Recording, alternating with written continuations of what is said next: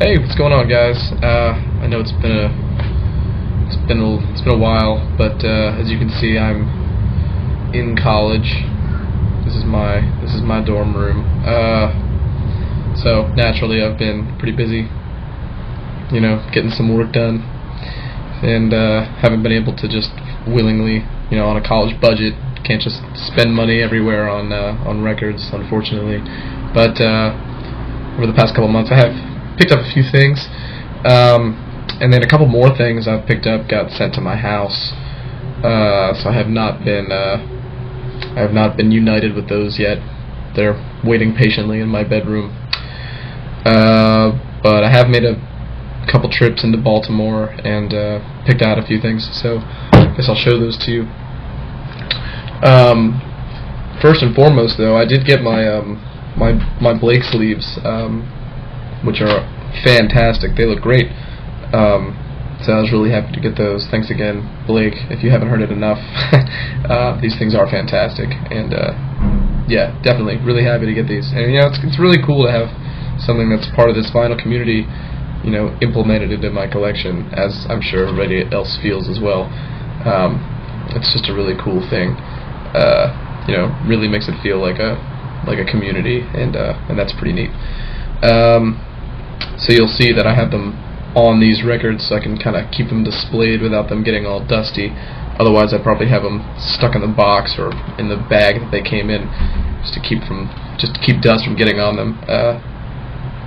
But luckily, I had these sleeves, so I can keep them out and make people think that I'm a hipster.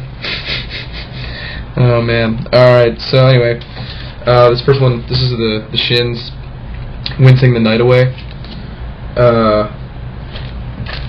Should have taken these sleeves off first. Bear with me. Yeah, this is a great album. If you're not a fan of the Shins, I mean, it's nothing crazy that you're missing. It's not gonna change your feelings about the genre or anything. I mean, they play their very own style of indie rock. They were kind of they've been one of the forerunners of just like the indie rock sound for a long time. And James Mercer, the front man, has done his side projects and everything, and he doesn't really change up his style too much. He's got a very laid back approach to songwriting, and the way he does things is just, you can tell if it's a James Mercer song, put it that way. But like I said, it's nothing that's gonna take you back or blow you out of the water. But if you're into this stuff, then again it might, just because it's so well done for what it is. It's almost like less is more in the case of the Shins. And this album is their latest album, their third album. I think it came out in 2007, and they're coming out with a new one this year too, which I'm pretty excited about. But their first two albums were a little more, I guess, a little more lo-fi, a little more, I guess, I don't quite know how to put it. It was really simple. Not that this isn't, but it's just a little more lo-fi, a little more indie sounding, I guess is a good way to put it. You probably know what I mean if you've heard it before, but this one's a little more dream pop-esque. It's got a little more sheen to it. James Mercer's vocal melodies especially are just, they're soaring. He does a lot of higher register stuff, and this is actually probably my favorite Shins album, believe it or not. It's just it's got a lot of catchy songs, and that's really the essence of the Shins. If you're a fan of catchy music, then you're likely a fan of the Shins. So this is a great album. Glad I got to pick this one up. Next, this is one I've been hooked on for this year. Probably my favorite release so far this year. And I'm going to see them April 1st in Baltimore, which I'm really excited about. I heard this album and I just bought tickets to go see their show. Cloud Nothings, the album Attack on Memory. If you don't know Cloud Nothings, they did this is their third album as well, and their first two were almost in the same vein as the Shins, very laid-back indie rock, but with this album they did a huge change in sound. This brings a lot of punk into it. Some like 90s emo, I dare to say. That sounds worse than what it actually is, but for the most part, this is just kind of like a garage, not so hardcore punk album, and it's really good. I love this, man. I mean, the frontman Dylan Baldy is only like 20, and he's writing some great songs. His voice is fantastic, and these things are great, catchy songs on here, and some nice guitar work, some nice production. They got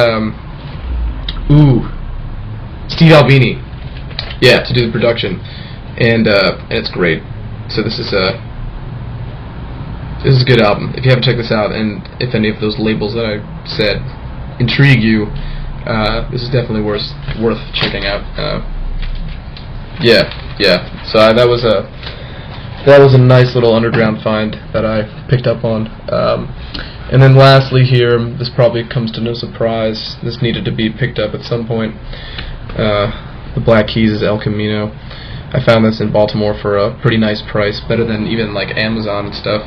So I figured I'd pick it up, because it is a good album. I'm a fan of the Black Keys, and I pretty much feel the same way that anybody else does, being an older fan of their music, and that is that, this isn't their strongest, and I think they're highly in need of direction change.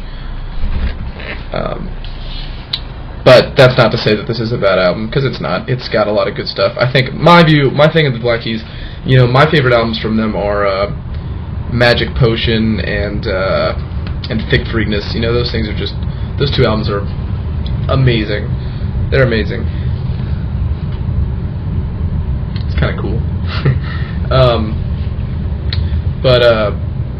So yeah, I mean, I think the Black Keys, they kind of had like their trademark blues rock duo, really dirty sounding music, which came out on those earlier albums, and then they thought they would take a little bit of a direction change, so they adopted Danger Mouse to produce Attack and Release, which came out 2 albums ago, and it wasn't very good. That's probably my least favorite Black Keys album, actually.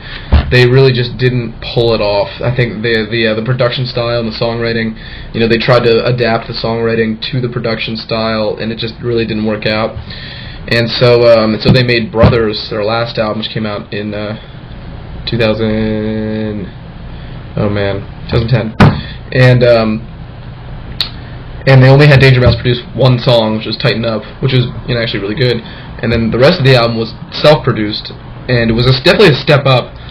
Good album. My favorite song on there was actually Sinister Kid, which is one of the only songs that actually featured just guitar and drums with no added instrumentation. So that just shows you my taste for what they're doing. And I'm not the first one to say that. But my point is, so that was a step up from Attack and Release. It was pretty good. And then they brought Danger Mouse back for this one, and it was a bold choice. But I think on Attack and Release, Brothers, and this one, they were really trying to find like a sound. They were trying to do something, and I think they nailed it on this. I think they got Danger Mouse in, and they just did their thing, and Danger Mouse did his thing, and it worked a lot more cohesively than it did on Attack and Release.